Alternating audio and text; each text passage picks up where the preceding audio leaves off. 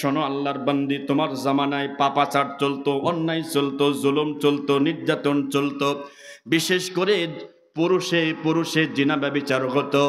ও আল্লাহর বান্দি, এই পুরুষে পুরুষে গুনার কাজটা ওই মহিলা তিনি সাপোর্ট করতেন, সমর্থন করতেন। উনি ভালো ছিলেন, কিন্তু অনেক ভালো ছিলেন, কিন্তু খারাপদেরকে সমর্থন করার কারণে কিয়ামতে জাহান্নামে যাবে।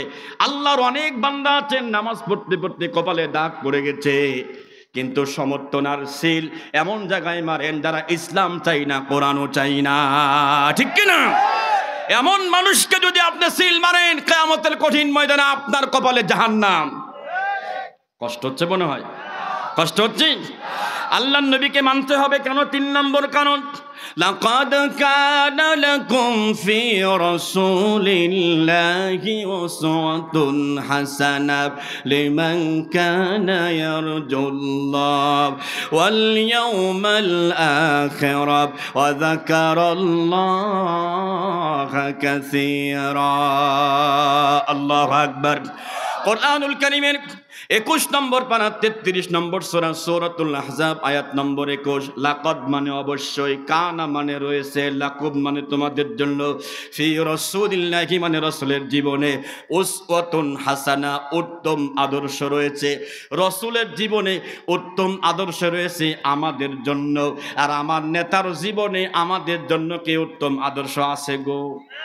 হ্যাঁ, আমার নেতা খালি আগরবাতি খায়। আগরবাতি বুঝছেন নি নাকি বলে? আগরবাতি খায়, নিজেও খায়, কর্মীদেরকেও খাওয়ায়।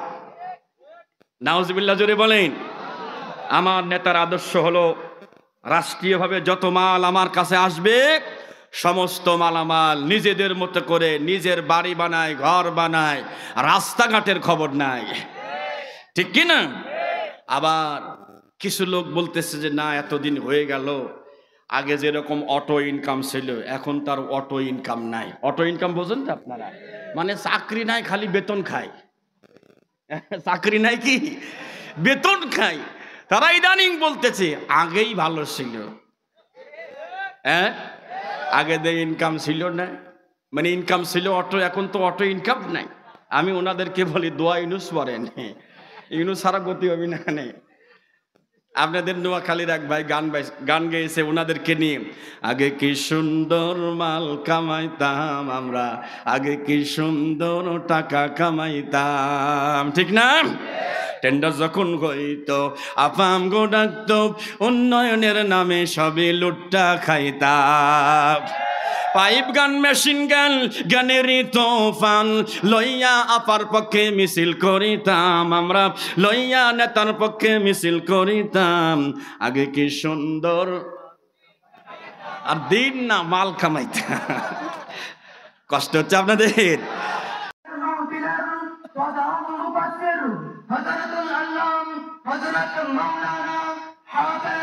লাগাই দিতে হবে।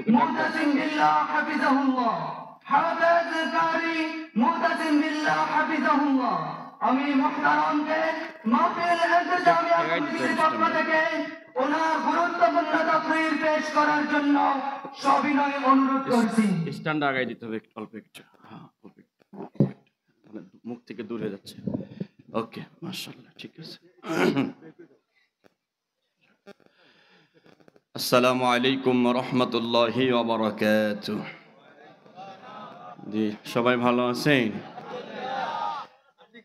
আলহামদুলিল্লাহ। আপনাদের এলাকায় কি জন্য বলে আপনারা ব্যাকগ্রাউন্ড ভালো আছেন নি নাকি? এটাই তো বলে নাকি?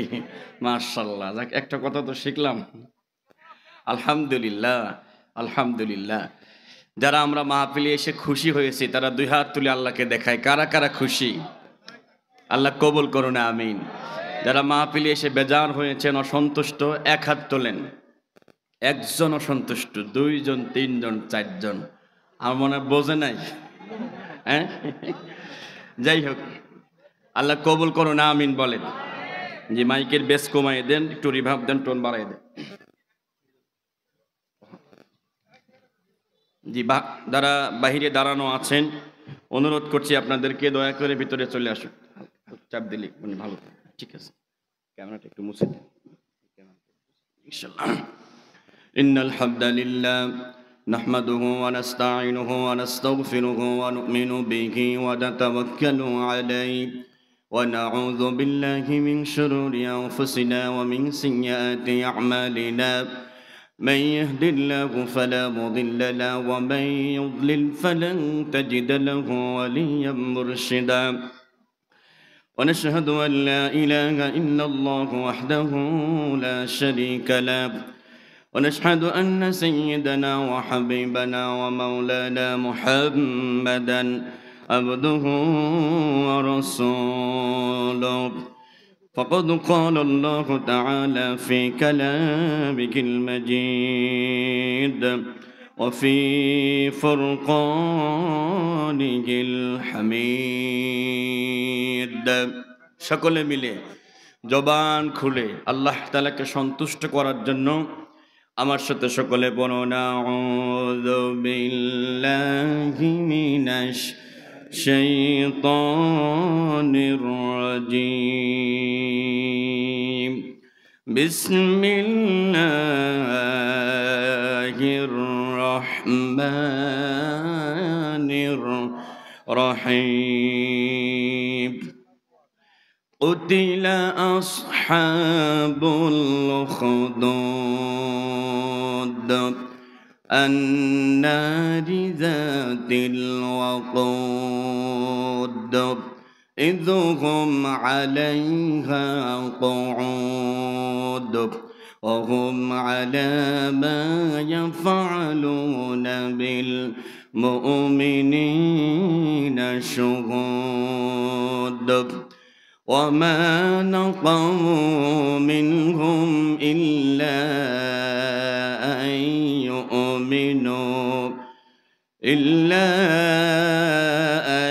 يؤمنوا بالله العزيز الحميد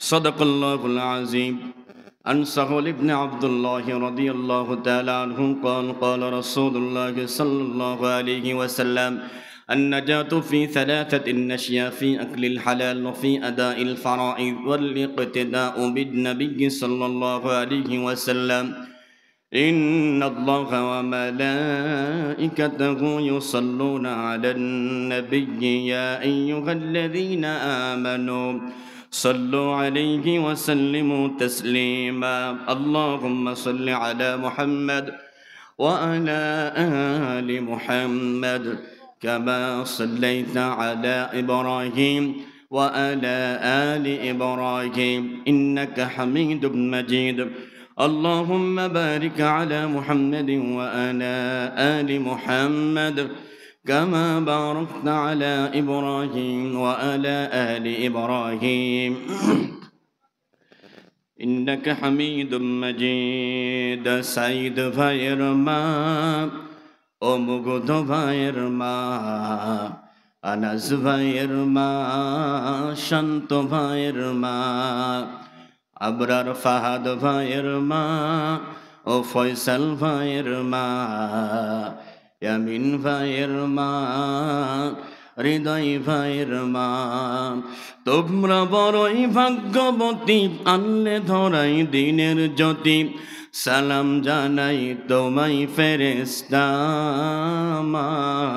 সালাম জানাই তোমায় ফেরেশতা কেউ হারিয়ে ছেলে আর কেউ হারিয়ে ভাই কেউ হারিয়ে দিনের সাথে নিশ্চয় ধরাই তাদের স্মৃতি এই অন্তরে কেঁদে কেঁদে গুমরে মরে বুক ভেঙে যাই কান্না ফোরাই না মা বুক ভেঙে যাই কান্না ফোরাই না সাইদ ভাইয়ের মা ও মুগ্ধ ভাইয়ের মা ইয়ামিন ভাইয়ের মা শান্ত ভাইয়ের মা আলহামদুলিল্লাহ বাংলাদেশের ঐতিহ্যবাহী জেলা নোয়াখালী এর অন্তর্গত নিজ সেনবাগ তালিমুল কোরআন নুরানি মাদ্রাসা এলাকাবাসীর উদ্যোগে আয়োজিত একদিনব্যাপী বার্ষিক তাফসীরুল কোরআন মাহফিল এ কোরআন মাহফিলের স্বনামধন্য সভাপতি সাহেব জনাব আলগাজ MA আজিম চৌধুরী, বীর মুক্তিযোদ্ধা ও সাবেক প্রধান শিক্ষক, মগুয়া MA আলী উচ্চ বিদ্যালয় ও সভাপতি অত্র মাদ্রাসা, বারাকাল্লাহু ফি হায়াতি। সকলে বলছে আল্লাহুম্মা আমিন। আছেন নাকি সভাপতি সাহেব? মাশাআল্লাহ, আলহামদুলিল্লাহ। আপনারা একটু জবাব দিন ওনার দিকে তাকিয়ে। মাহফিলের যিনি সভাপতি আছেন একজন আল্লাহর ঘরের মেহমান, লম্বা জামা পরা আছে, মুখে দাড়ি আছে, মাথায় টুপি আছে, একজন দিনদার মানুষ। এমন একজন মানুষ মাহফিলের সভাপতি হয়েছে, এটা আমরা খুশি না বেজার? আমরা বিগত দিনে দেখেছি যার মুখে দাড়ি নাই, মাথায় টুপি নাই, গায়ে জোর বেশি, চেয়ারের পাওয়ার বেশি, ওনাদের নাম না দিলে মাহফিল করতে দেবে না। এরকম পাপী ছিল কি ছিল না? নোয়াখালী ছিল না? এলাকায় যা ছিল ওরা সব আল্লাহর ওলি। ওলি না শয়তানের গুলি?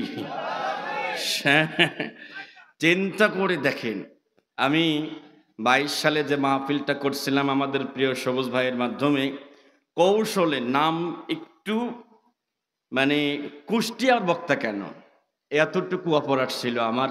কেন আমি কুষ্টিয়া আর কেন ইসলামিক ইউনিভার্সিটি লেখা ছিল? মানুষের ধারণা ইসলামিক ইউনিভার্সিটি থাকলে নিশ্চয়ই সে শিবির টিবির করে মনে হয়। এই যে একটা ধারণা, পুলিশ মাহফিলের দিন এসে বলে গেল রাত 10টার বেশি কথা বলতে পারবেন না। কেন ভাই, আমরা কি এখানে হিন্দুদের কীর্তন গাচ্ছি নাকি? না আমরা গান বাজনা করতেছি নাকি? আমরা কোরআন থেকে কথা বলবো। তা আপনাদের এত প্রবলেম কেন ছিল? আল্লাহ ওদেরকে বোঝ দান করুক, আমিন বলেন। আরো জোরে বলেন আমিন। আজকের মাহফিলের প্রধান অতিথি জনাব হাজী মোহাম্মদ বেলাল হোসেন ভূঁইয়া, বিশিষ্ট ব্যবসায়ী, সেনবাগ বাজার, বারাকাল্লাহু ফি হায়াতি। সকলে বলেন আমিন।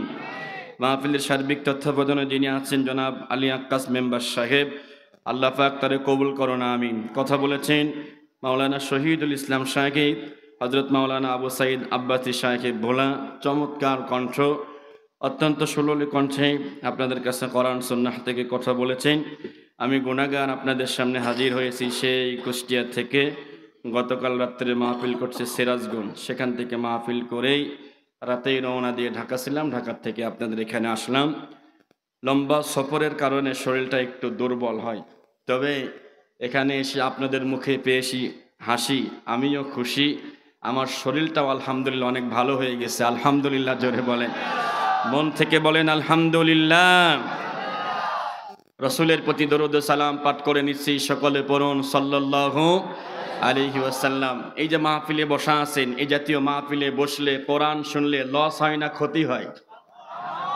জোরে বলেন সবাই। আই কিন্তু একটু চালাকি করছি, লস আর ক্ষতি বলছি। আপনারা অনেক চালাক আলহামদুলিল্লাহ।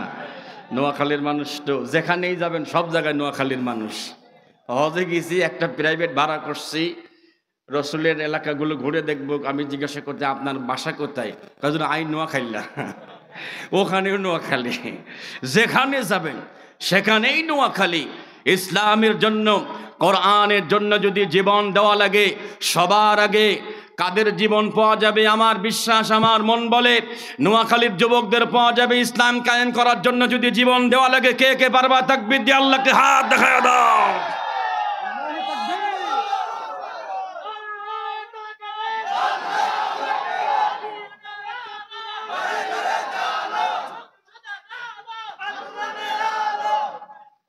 আমিন বলেন। কিছু লোক বলছেন আল কোরআনের আলো ঘরে ঘরে জ্বালো। ঘরে আর কত জ্বালাবেন? ঘরে যত জ্বালাবেন তত মার খাবেন, ঠিক কিনা? জীবনে অনেক ঘরে আলো জ্বালাইছেন, নিজের ঘরে আলো নাই, আলো নিবে সব শেষ হয়ে গেছে। কোরআনের আলো জ্বালাতে হবে একবারে সংসদ ভবনে। যদি বলেন ঠিক কিনা? এই জাতীয় কথাগুলো বললে পারে একদল লোক আছে তাদের মুখগুলো কালো হয়ে যায়। কেন ভাই, আপনি চান না কোরআনের আলো সারা বাংলাদেশে জ্বলুক? কিন্তু উনারা চাই না। উনারা কারা? তরমুজ পার্টির লোক। কি পার্টি? তরমুজ পার্টি। কি বুঝতেছেন তো? হ্যাঁ, তরমুজ পার্টি মোটামুটি ঠান্ডা হয়েছে, এখন আমার লাগছে নারিকেল পার্টি। কি পার্টি? আল্লাহ হেফাজত করুন, জোরে বলেন আমিন। আল্লাহর নবীজিকে বাস্তব জীবনে মানতে হবে কেন? মিনিমাম 4টি কারণে। জোরে বলেন কয় কারণে? আরো জোরে, জোর হলো না, জোরসে বলেন। নাম্বার 1 আল্লাহ পাক বলেন ওয়ামা আরসালনাকা ইল্লা রাহমাতাল লিল আলামিন।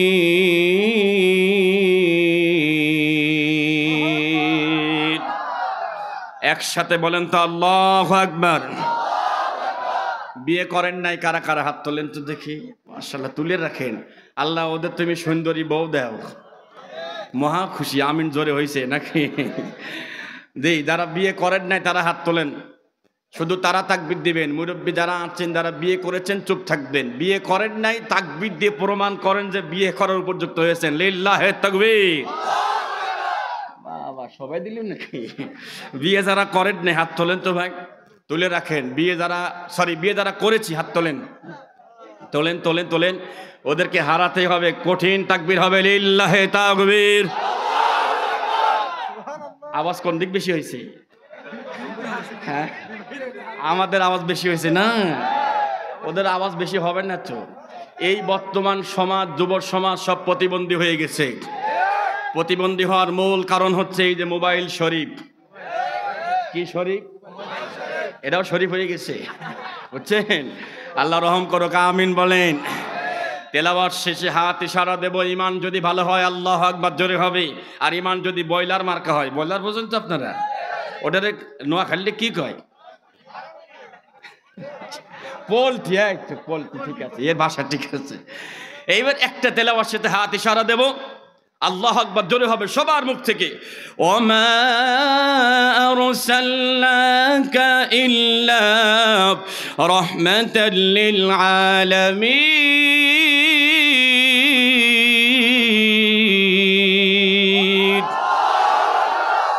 মাশাআল্লাহ, এইবার না মনে হচ্ছে নোয়াখালীর ফুলা, ঠিক কি না?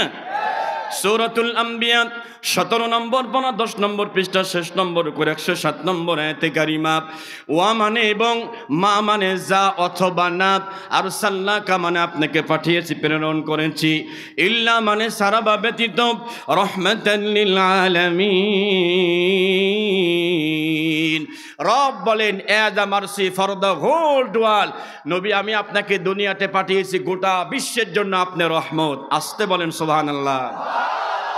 তাহলে নবীকে মানতে হবে। নাম্বার 1, নবী হচ্ছে আমাদের জন্য রহমত। আমাদের যিনি নেতা হবেন, উনি যদি আমাদের জন্য রহমত না হয়, ওই রকম নেতার পক্ষে সিল মারতে রাজি নাই। রাজি নাই তো সবাই? হাত তোলেন তো দেখি। মাশাআল্লাহ, খুব ভালো। সামিয়ানার তলে খুব ভালোই হাত তোলা যায়, কিন্তু ওই টাইম যখন আসে না, 500 টাকা পাইলে প্লেয়ারের মাথা ঘুরে আর একদিকে চলে যায়। ওটা যদি কেউ করে বিশ্ব বেঈমান মুনাফিক, ঠিক কি না? ওয়াদা দিয়ে কাজ করে না, কথা রাখার ধার ধারে না। ওয়াদা দিয়ে কাজ করে না, কথা রাখার ধার ধারে না। মিথ্যা যাহার কাছে যেন অতি স্বাভাবিক, সেই তো মুনাফিক। যে ওয়াদা দিয়ে কাজ করবে না, যত ভালো ভালো বক্তব্য দিক না কেন, তার পক্ষে আমরা আর নাই। রাজি আছেন? তাইলে যিনি আমাদের নেতা হবেন, উনি যেন রহমত হয়। আর আমাদের নেতা আমাদের জন্য গজব আর গজব, ঠিক কিনা? সারা বাংলাদেশ উন্মুক্ত কারাগার করে ফেলেছিল, ধরে বলেন ঠিক কিনা? কথা বলতে দেওয়া হয় নাই, মুখ চেপে ধরে মঞ্চ থেকে গলা ধরে ধাক্কা দিয়ে আমাকে নামিয়ে দিয়েছে। যেই চেয়ারম্যান আমাকে ধাক্কা দিয়ে নামিয়ে দেওয়ার 3 দিন পরে অ্যাক্সিডেন্ট করে যেই হাত দিয়ে ধাক্কা দিয়েছিল, ওই হাত ভেঙে একবারে চোরমার হয়ে গিয়েছিল। সেই মাহফিল থেকে আমার ফোন দেওয়া গেল, হুজুর আল্লাহই বিচার করছে। তো কি হয়েছে? হুজুর হাত ভেঙে গেছে, চোরমার হয়ে গেছে। আমি দোয়া করতেছি, আল্লাহ তুমি সুস্থ করো। কয় হুজুর ওই চোরের জন্য দোয়া, ওর জন্য বদদোয়া লাগা। নাউজুবিল্লাহ। বন্ধুগণ আমার, আল্লাহর নবীকে মানা 2 নম্বর কারণ। ওয়া ইন্নাকা লাআলা খুলুকিন আযীম।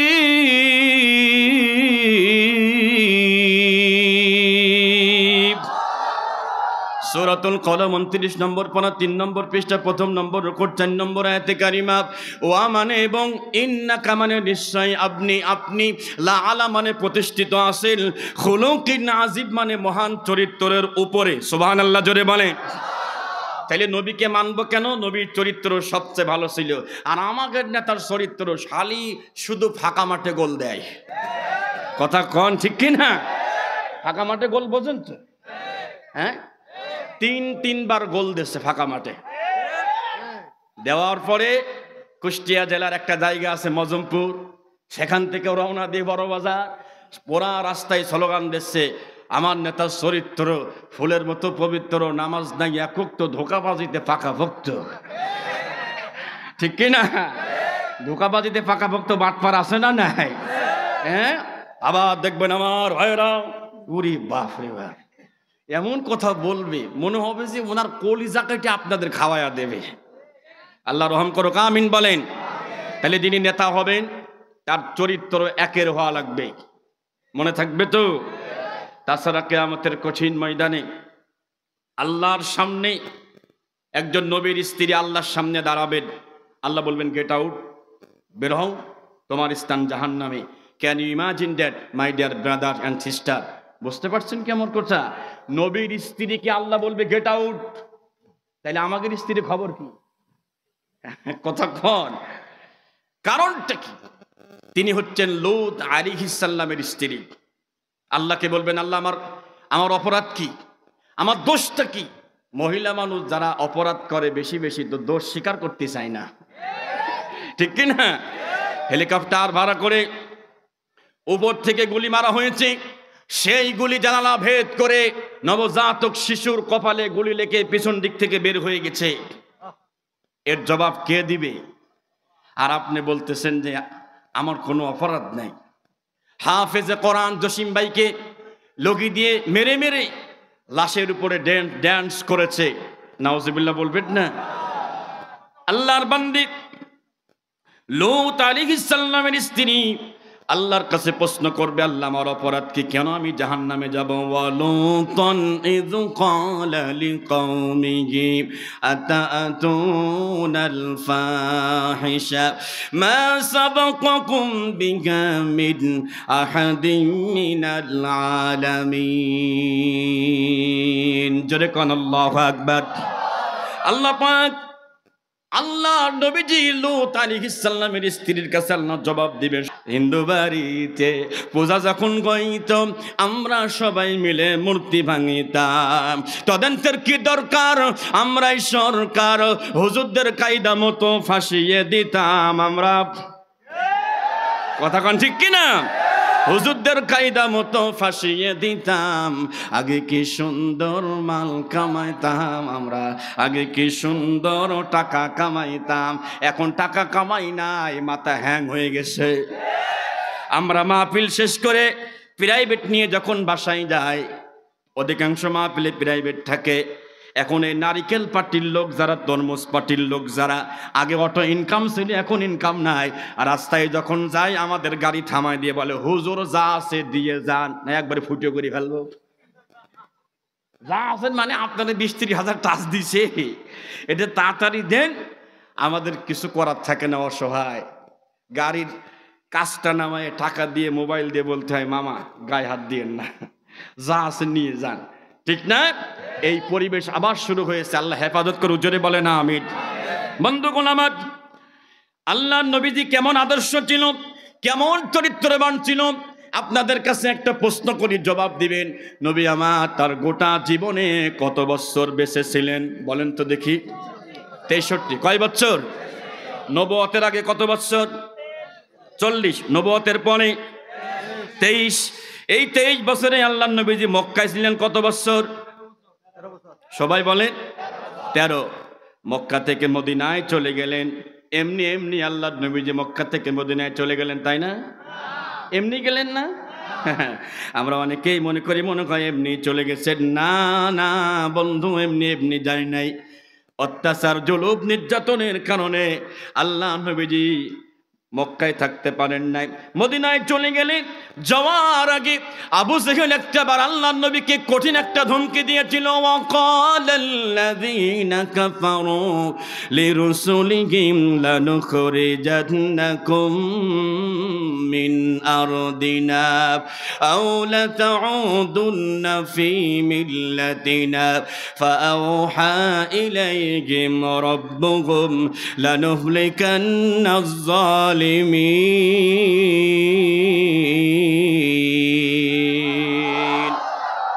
একসাথে বলেন আল্লাহু আকবার। খুব কষ্ট হচ্ছে আপনাদের? আর মোটামুটি যদি আধা ঘন্টা কথা বলি থাকা যাবে ইনশাল্লাহ? থাকবেন তো ইনশাল্লাহ? আমরা অনেকে আছি, অনেক রাত ধরে মাহফিল শুনি, ফজরের নামাজের বেলায় মাথা হ্যাং হয়ে যায়। হ্যাঁ, ফজরের জন্য মাথা হ্যাং না হয় সেদিক খেয়াল রেখে আমরা 11, 11:15, সর্বোচ্চ 11:30 মধ্যে আমাদের মাহফিল শেষ হয়ে যাবে ইনশাআল্লাহ। তখন আমার দিকে সূরাত ইব্রাহিম, কুরআনুল কারীমের 13 নম্বর পারা 14 নম্বর পৃষ্ঠা, সূরা ইব্রাহিমের 13 নম্বর আয়াতে কারিমা। আবু জেহেল একবার মক্কা থেকে মদিনায় যাওয়ার আগে আল্লাহর নবীদের কাছে গিয়ে বলছে, ওয়া মানে এবং ক্বালা মানে বলেছিল, আল্লাযিনা মানে যারা, কাফারু মানে কাফেররা, লিরুসুলিহিম তাদের নবীদেরকে বলেছিল, কি বলেছিল, কত কত বাজে কথা বলেছিল, লানুখরিজান্নাকুম মিন আরদিনা। আবু জেহেল মাঝে মাঝে আমার নবীকে বলতো, হে মুহাম্মদ, এই মক্কা আমার, এই দেশ আমার, এই দেশ আমার বাপের, তো চলে গেলেন কেন? কথা কন ঠিক কিনা?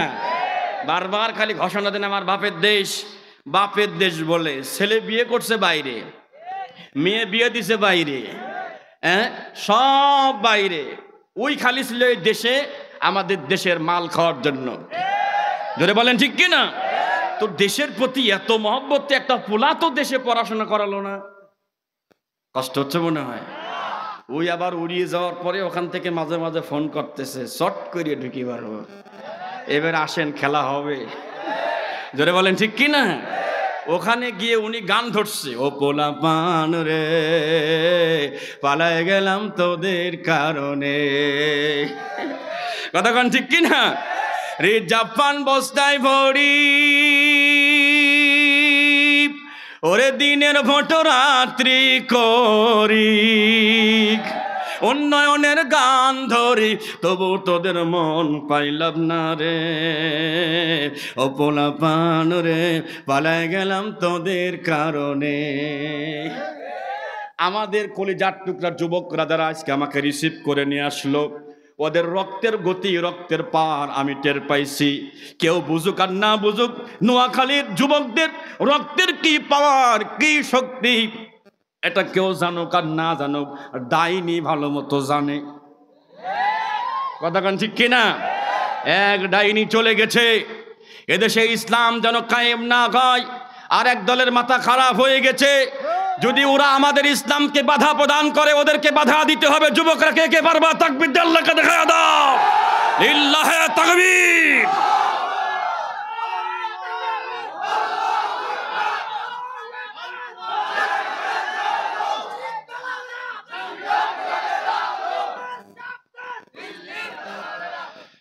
আমিন।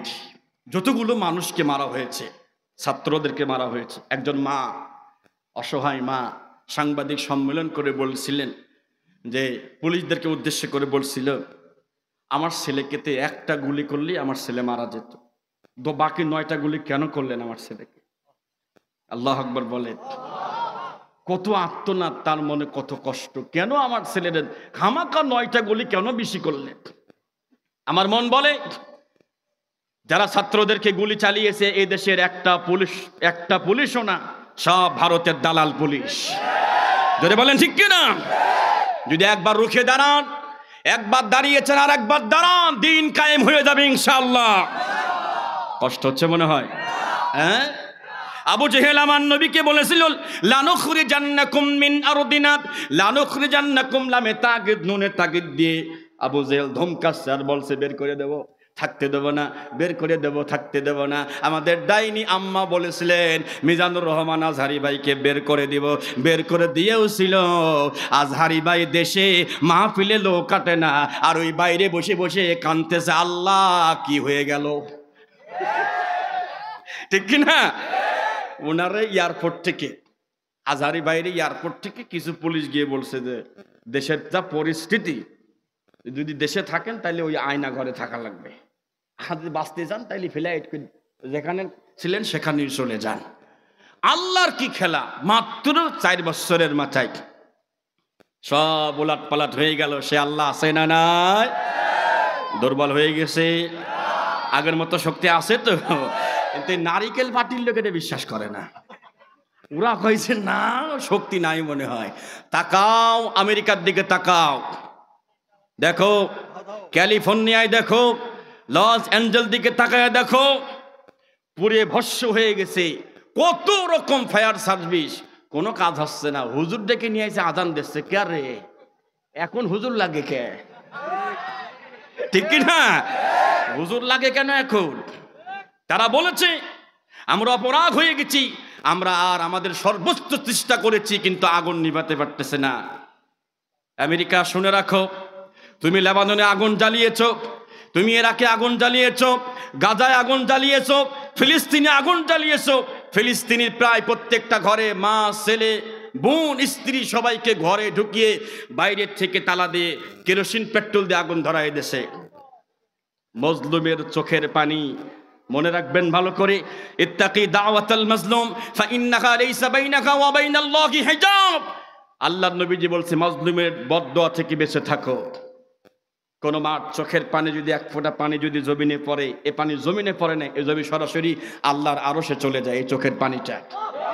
অতএব মাজলুম জুলুম অনেক করেছেন, আর করেন না, করলে কপালে আবারও কষ্ট হবে। ঠিক না ভাই? বন্ধুগণ আমার, তাকান আমার দিকে। নবীজি চলে গেলেন মদিনায়। মদিনায় যাওয়ার পরে মাত্র 8 বছর পরে নবীজি আবার ঘুরে আসলেন মক্কাতে, মক্কা বিজয় করবে। ঠিক মক্কা বিজয়ের কিছুক্ষণ আগে আল্লাহ নবীর সাহাবী হযরত ওমর রাদিয়াল্লাহু তাআলা আনহু জানতে চাই, বন্ধু বলো তো দেখি হযরত ওমর নরম না গরম ছিল? আরো জোরে। যদি আমাদের বাংলাতে একটা ওমর থাকতো, কোন জালেম আলেমদের গায়ে হাত দিতে পারতো না। ঠিক কি না? ইনশাআল্লাহ একটা ওমর আমরা অচিরেই পেয়ে যাব, বলেন ইনশাআল্লাহ। এখন মক্কা বিজয়ের কাছাকাছি আবু সুফিয়ান, নবীজির আপন শ্বশুর আব্বা, আবু সুফিয়ান বলছে গিয়ে দেখ, একজনকে বলছে গিয়ে দেখে তো কতজন আসছে। নবীজি একটু খুব বুদ্ধিমান ছিলেন, মাথায় একটু চালাকি করছেন, বুদ্ধিগিরি করছেন যে তোমরা বেশি বেশি চুলা বানাও, রান্না সরাই দাও, অল্প টয়লেট বানাও, টয়লেটের সামনে হাজার হাজার লোক, শও লোক দাঁড়ানো, চুলার রান্না চলতেছে।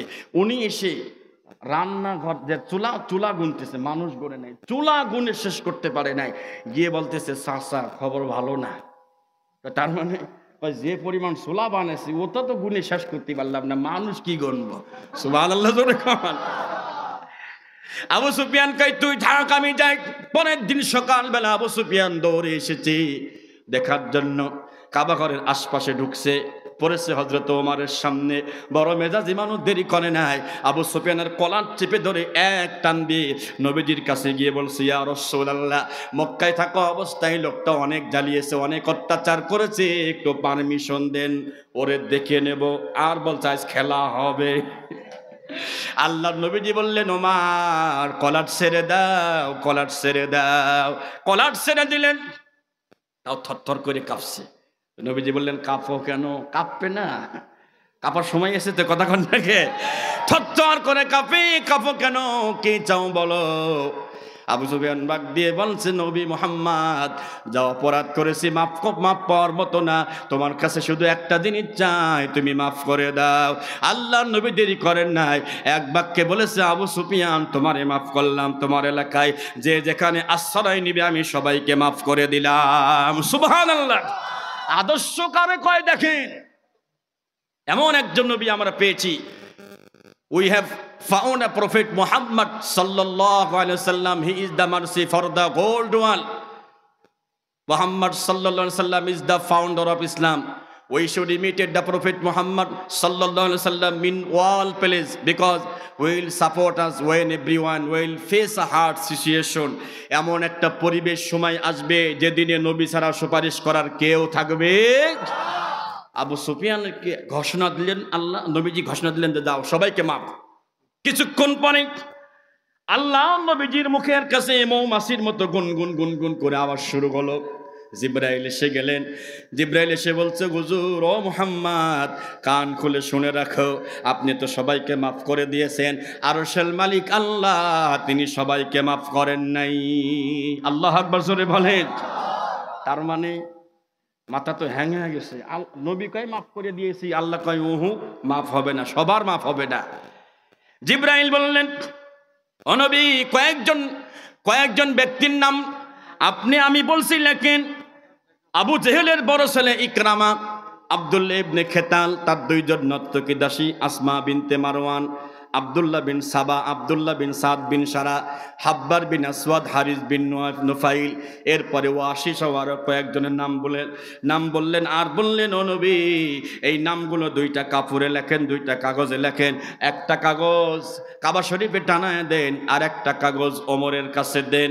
এখানে লিখে দেন, এদেরকে আল্লাহ পাক মাফ করে নাই, এদেরকে যেখানেই পাবা জাগাই। বুঝেছেন? এটারে কি বলে? করজ ফায়ার। করজ ফায়ার। ঘোষণা হয়ে গেল। যখন ওমরের কাছে এই চিঠি দেওয়া হয়েছে, ওমর নরম মানুষ না গরম মানুষ? ওমর এই চিঠি হাতি নিয়ে বলছে, হুজুরে কি করা লাগবে? বলছি, এইগুলো যেখানে বাবা জায়গায় শুট করে ফেলবে একবারে। ওমর হাতে নিয়ে বলছে, খেলা হবে। জীবনে মেলা জ্বালাইছ। আল্লাহু আকবার জোরে বলে। অথচ আমাদেরকে এদেশের জালিম শক্তি আমাদেরকে বিভিন্ন কায়দায় কষ্ট দিয়েছে, জুলুম করেছে, অত্যাচার করেছে, ঠিক কিনা? সেই অত্যাচারের শিকল থেকে বাঁচার জন্য বাংলার যুবকদের রক্তে দাবানল জ্বালিয়ে দিয়েছিল আবু সাইদ ভাই। যদি বলেন ঠিক কিনা?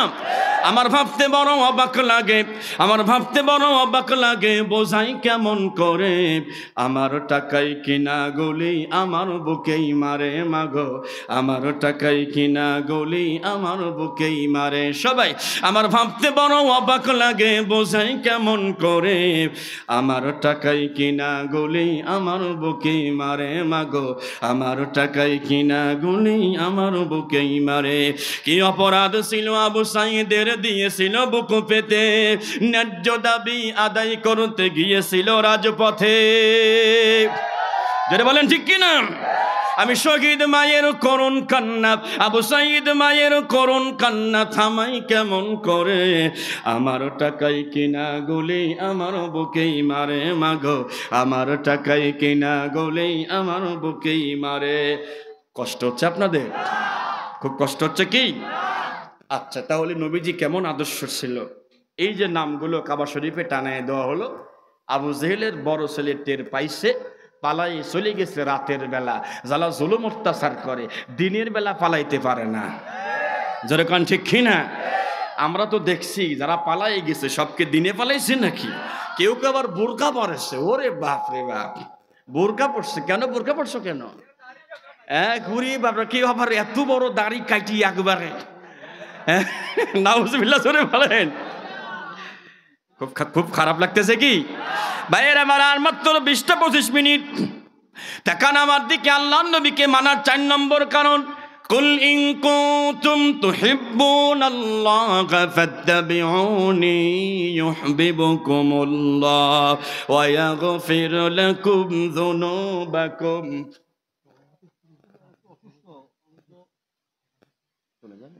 কিছু কথা বলবো 2-1 মিনিট? চলে যাবেন আপনি? 2-1 মিনিট কথা বলে মাইকটা দেখ। উনি খুব অসুস্থ। কষ্ট হচ্ছে? অসুস্থ? এই মাইকটা দেখ। উনি 2 মিনিট কথা বলে চলে যাবেন। আপনারা ধৈর্য সহকারে বসেন। হ্যাঁ, অফ করে দিচ্ছি, সমস্যা নেই।